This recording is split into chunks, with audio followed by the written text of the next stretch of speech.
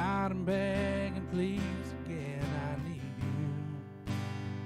No, I need you. Walking down these desert roads, water for my thirsty soul, I need you. No, I need you. Your forgiveness is like sweet, sweet honey on my lips, like the sound of a symphony to my ears. It's like holy water on my skin.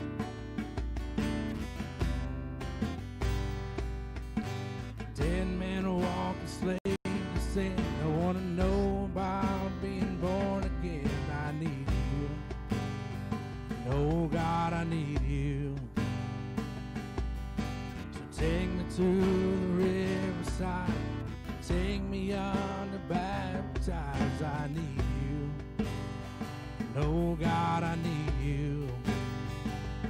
Your forgiveness is like sweet, sweet honey on my lips, like the sound of a symphony to my ears, like holy water on my skin.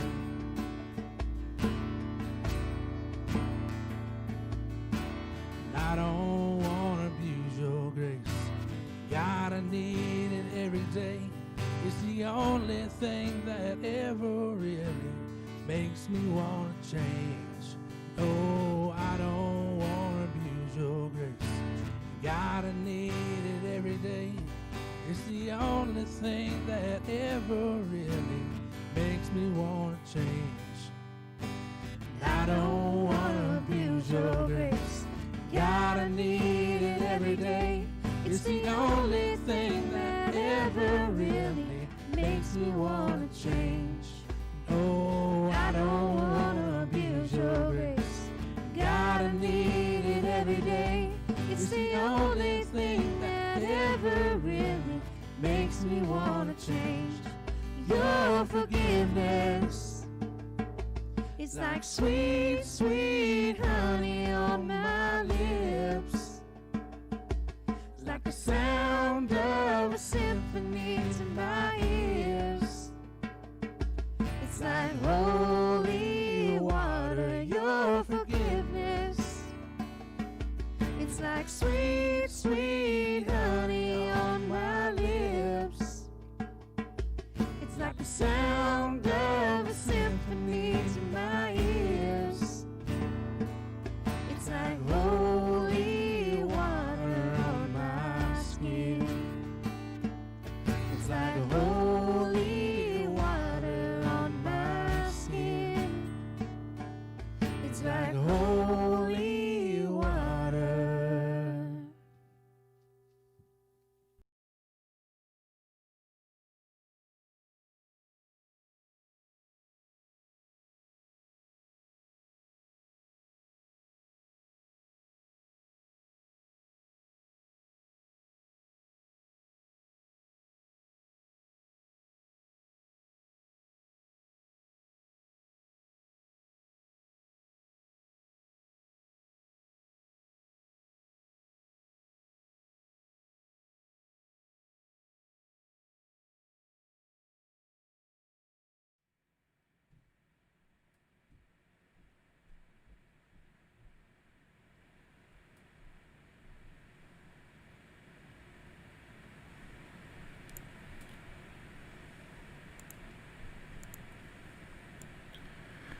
Hello everyone, welcome in tonight. Thank you all for being here. We are in the Gospel of Luke, the Luke series, part 13 tonight. We're going to be finishing up Luke chapter 4 for everyone who has been here all 13 weeks for this series. I'm glad you're here again tonight. For those of you just joining us maybe the first time, my name is Donovan. I am the student pastor at Unity Baptist Church. And this is my students' midweek teaching. We're here every Tuesday night at 9 p.m. for about 25 minutes. And this is our midweek time together. This was born out of the necessity during the coronavirus, and we've enjoyed it and we've kept doing it. For my students, if you were at church this past Sunday night, we discussed some things that are coming up, some big plans we've got for our group. If you haven't been there, if you haven't come back to visit, yes, we are meeting at the church on Sunday nights at 6 p.m. at our normal time in the gymnasium. So if you haven't been back with us, I encourage you to come out and see us. We're taking all the precautions necessary. I hope everyone's had an incredible first week back to school for many of you. I know some of you are virtual and in person and in all different ways, but I hope no matter how you're participating in school, I hope it's going well for you guys and for the parents. I hope it's been as stress-free as it can be for you guys too, because it's a unique time for all of us, from the youngest to the oldest. So like we always do, this is our the Luke series. What we're going to do tonight is we're going to finish chapter 4. We've been in chapter 4 for the previous 2 weeks, and tonight we will complete it. We'll be covering about 15 verses tonight, and I do have the scripture for us tonight. We're going to be in Luke 4. We're going to be verses 31 through 44, and as usual, we're going to read directly through the passage, get it all preloaded in our mind, and hopefully tonight, as there is a ton to cover here tonight, but it is rather straightforward, and hopefully tonight won't be as long of a stream. So bear with me as we read through tonight. Starting in Luke 4, we're going to be in verses 31 through 44. It says, "And he went down to Capernaum, a city of Galilee, and he was teaching them on the Sabbath." He is Jesus. "And they were astonished at his teaching, for his words, for his word possessed authority. And in the synagogue there was a man who had a spirit of an unclean demon, and he cried out with a loud voice, 'Ha! What have you to do with us, Jesus of Nazareth? Have you come to destroy us? I know who you are, the Holy One of God.' But Jesus rebuked him, saying, 'Be silent, and come out of him.' And when the demon had thrown him down in their midst, he came out of him, having done him no harm. And they were all amazed, and said to one another, 'What is this word? For with authority and power he commands the unclean spirits, and they come out.' And reports about him went out into every place in the surrounding region. And he arose and left the synagogue and entered Simon's house. Now Simon's mother-in-law was ill with a high fever, and they appealed to him on her behalf. And he stood over her, and he rebuked the fever, and it left her. And immediately she rose and began to serve them. Now when the sun was setting, all those who had any that were sick with various diseases brought them to him. And he laid his hands on every one of them and healed them. And demons also came out of many, crying, 'You are the Son of God.' But he rebuked them and would not allow them to speak, because they knew that he was the Christ. And when it was day, he departed and went into the desolate place. And the people sought him and came to him, and he would have kept him from leaving. But he said to them, 'I must preach the good news of the kingdom of God to the other towns as well, for I was sent for this purpose.' And he was preaching in the synagogues of Judea." So what we have tonight, if you weren't with us last week, just to give you just a quick up to speed, starting in chapter 4, Jesus has been baptized. He's went into the wilderness. He was tempted by Satan there. Then he came out, and we have our first image of him going and teaching in the synagogues. In the synagogue last week in Nazareth, in his hometown, and he basically opens the scroll to Isaiah. He reads prophecy in Isaiah, and he proclaims it to be fulfilled right in their midst, which is a pretty lofty claim of a messianic prophecy. And then they were all amazed by it, but by the end of it, by the time we get to the end of our message last week in verses 24 through 29, the synagogue, which was praising him for his teaching and things like that, they turn on him because of a story that he tells that's from the scriptures, and how the Jewish people would react to the coming Messiah. So they go from loving him to wanting to cast him off a cliff and stone him. When we left, Jesus walks through their midst, and he goes back to Capernaum, which is where we pick up this week, and he's in the synagogue. This would be the next Sabbath. Presumably it would be the Sabbath. He'd be in the synagogue teaching. We learned last week that going to the synagogues on Sabbath was Jesus' custom. It was where you would find him when there would be readings of the scriptures. And it says, "And down in Capernaum in Galilee, he was teaching them on the Sabbath, and they were astonished at his teaching, for his word possessed authority. So here we have, we have Jesus, which if we go back to Genesis, when it's the Trinity and that God is in the beginning of creation, and it says that the Word was with God. This is just the word, the usage, the way that this story is presented from Genesis to Revelation is there's no way that it could be. If you had the information today and the internet and all these things, you could fabricate a story that would bind together in parts. But the way that the narrative of Christ comes in the picture from Genesis all the way through is not something man could have woven together, especially over thousands of years, 1,500 years time that it took to write the scriptures. And we have here that he's teaching on the Sabbath, and they were astonished at his teaching, for his words possessed authority. They were sitting in the midst of the Messiah, receiving teaching from him. I couldn't imagine being in the synagogues, because you could imagine that there was reading of scriptures, and there may have been some clarification needed. There wasn't really good ways to teach it, to get people to understand.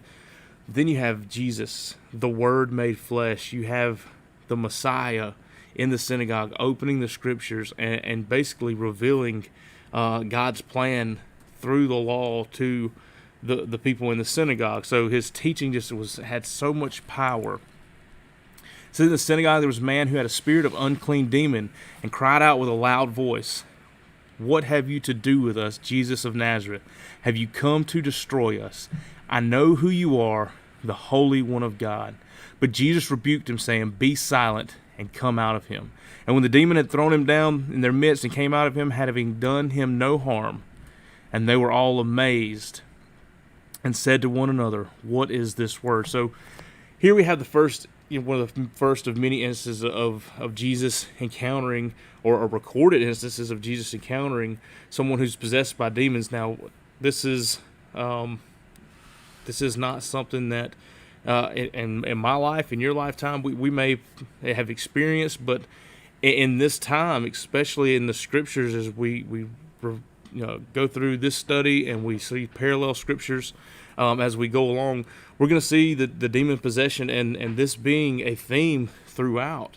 And not only is it the response of the possessed individual towards Jesus, but Jesus' response back to them is unique, and it's the same many times. The demon proclaiming Jesus' name, proclaiming to know who Jesus was, many times claiming to know that Jesus is going to punish them. "Have you come to punish us before it is the time?" And every time Jesus rebukes them and silences them. And we'll see why then. I don't want to spend too much time on the demon possession and things like that. People get tied up in that. One of the many reasons I believe, and many scholars believe, Jesus rebuked them and silenced them as quick as they did, that's not part of the testimony Jesus needed. Jesus did not need the evil spirits that he had authority over to cast out, having any narrative in the work he came to do for the Father. As we continue reading here, it says, "The people were amazed and said to one another, What is this word? With authority and power he commands unclean spirits, and they come out." And reports about him went into every place in the surrounding region. So back in this time, demon possession and exorcisms and things like that would have been still been performed by priests, by other entities and things. And there was always in the recordings and the writings that we have, there were ceremonies and different things that had to be accomplished. It was an ordeal. It wasn't ever witnessed like it was here at firsthand with Jesus. Jesus' words, Jesus' casting out this evil spirit by just speaking. And here we see the authority that he has as he rebukes this evil spirit. He had the authority he has over the spiritual realm. And it says, "He left there and he went from the synagogue, and he entered Simon's house, and Simon's mother-in-law was ill with a high fever." Luke being a physician, all the other gospel accounts that we have of this story, they just say fever. Luke says it was a high fever. Back in this time, if you were sick and your temperature it caused your temperature to go up no matter what the sickness was, no matter if you had infection or if it was a bug. You had a fever. Your fever is what it was referred to. They have a fever. And it says that he stood over her and rebuked the fever, and it left her, and immediately she rose and began to serve them. So Jesus not only has the authority over the demoniac, not only does he have this spiritual authority to cast it out, here we see him with the authority over the physical. He is casting out demons, and here he is healing, starting with Simon Peter's mother-in-law, actually, casting out this fever. And he didn't just make her well. It said he made her well enough that she immediately arose and started to serve. Made her well as if there was nothing wrong with her. And it says, as the sun was setting, all those who had any that were sick with various diseases brought them to him, and he laid his hands on every one of them and healed them. And the demons also came out crying, "You are the Son of God." But he rebuked them and would not allow them to speak, because they knew he was the Christ. Now, we can cover a little bit, two different things here. One is being why Jesus felt the need to do this. Why was Jesus basically open clinic? Everyone who had someone who was sick or hurting, that night they brought them to Jesus, and Jesus was healing. He was touching people. He was healing them. He was casting out demons. And we have this same account recorded in Matthew, and Matthew's account gives us the reason. And it says here, when Jesus entered Peter's house, that's Simon Peter, he saw his mother-in-law lying sick with a fever. He touched her hand, and the fever left her, and she rose and began to serve him. And at evening they brought him many who were oppressed by demons, and he cast out spirits with the word and healed all who were sick. This was to fulfill what was spoken by the prophet Isaiah. He took our illness and bore our diseases. So Jesus is doing this all in continuation in the fulfillment of the prophecy. Jesus is starting to paint a picture, and he's starting to check off the boxes.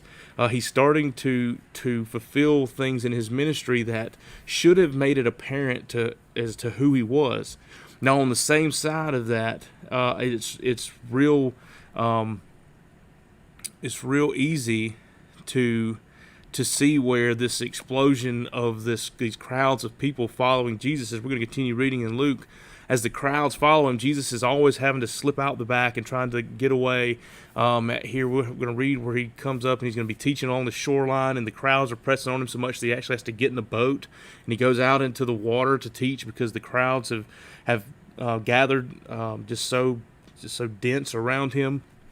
But it's because of the healing and the things like that and the power, and they're seeing miracles, quite frankly. And we don't have recordings of all the miracles that Jesus performed, but we do have some. And so far we have him casting out demons, and we have him healing people in fulfillment of, as Matthew tells us, the prophet Isaiah. And to have that scripture for us, it would be Isaiah 53, verse 4. It says, "Surely he bore our griefs and carried our sorrows." This is Isaiah 53, is one of the most incredible messianic prophecies that we have. It is one of my favorites. I actually did a teaching on this not too long ago. There's a link down in the description if you want to check that out. But Isaiah 53 is just so filled with who the Messiah was going to be and what he was going to look like when he got here. And this was just part of it, that he was going to be, he was going to take their sorrows, and he was going to bore their griefs and carry our sorrows. But at the end there, it says, as he was casting out the demons in verse 41, but he rebuked them and would not allow them to speak, because they knew that he was the Christ. This is a theme that we're going to continue to see throughout the gospel, is Jesus all the while fulfilling the messianic prophecies and doing everything in the order that is called of him to be the Messiah. He's going to claim to be the Messiah. He's going to do it to religious leaders. He's going to proclaim it to many people. But when he gets in these crowds and there are demon-possessed people and the demons come out, no one knows better who Jesus is, because as he can tell you, and he tells individual groups, and the word starts to spread, and the rumors start to build, and people start to wonder who this Jesus is. Well, at this time, they had a skewed sense of what the Messiah was going to be. They had a reigning, ruling, authoritative, coming to overthrow government, to put the nation of Israel back on the hierarchy pedestal.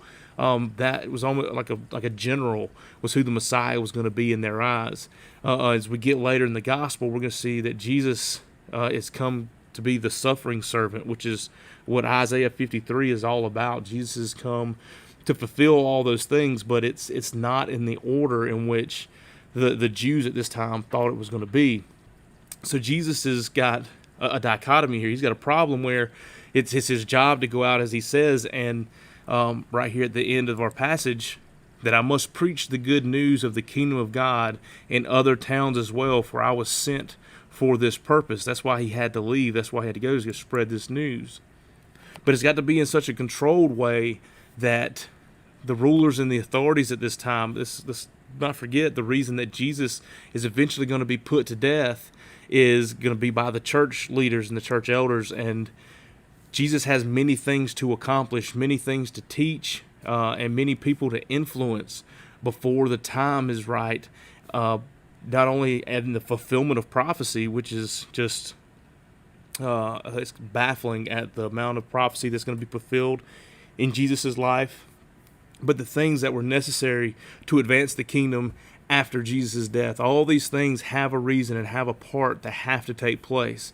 If it's revealed too soon who Jesus is, if it's revealed too soon to the masses, if Jesus' name as the Messiah, as this authoritative general, gets out and gets to the wrong places, well, they're going to come looking for his life way, way sooner. So while there is a push here that Jesus is spreading the good news, Jesus is going around teaching and healing, anytime that we see these demons use his name and to call him the Christ, the chosen one of God, we see him rebuke them and silence them. And those are really the two main reasons. One being he doesn't need the testimony of the demoniac to build his case for being the Messiah, and two, he has unfinished business. We talked about the temptation of Satan in the wilderness. That Satan's whole objective in that temptation was to get Jesus to stumble in efforts to not fulfill, to not accomplish what he was sent to do. That's the whole premise here, is to try in any way, shape, or form of the enemy is to prevent Jesus' mission from being accomplished. Whatever that might be, whether it be through the crowds, whether it be through temptation, whatever it may be. That is the objective, and time and time again, we're going to see the cleverness, the intelligence, the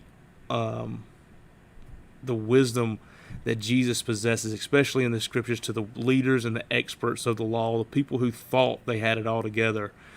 Jesus is going to be extra hard on those people as we get further in the scriptures. But tonight, real short, as we see that Jesus is now session 2, that we find him in the synagogue here, and he's casted out demons. He's in Capernaum, where he's going to kind of be his home base, will be in Capernaum, I would say. It's not where he's from, but he told us last time that, as Nazareth, that they kicked him out of there. He wouldn't perform the miracles for them that they asked for. Now he's here in Capernaum, and he's healing people. He's casting out demons, and word's starting to spread that something's going on here around this Jesus guy. And as we leave verse 44 and we finish chapter 4, it says, and he was preaching in the synagogues of Judea. So this is where we're going to end this week. Jesus' ministry as full-blown. We're going to see him in the next coming weeks. We're going to see him calling the disciples, and his selection of the disciples. We're going to see him teaching the disciples in their times when it's just them together, which is some of the just more incredible and compelling scriptures that we have. And I thank you all for being here tonight. A little shorter than normal. We'll try to keep it short from now on, but appreciate you all being here. If you're the church family, if you would like and subscribe to the pages. Don't forget, tomorrow night we'll have Picking and Praying. at 7 o'clock, as we always do. Thank you all for being here. Love you guys. See you next time.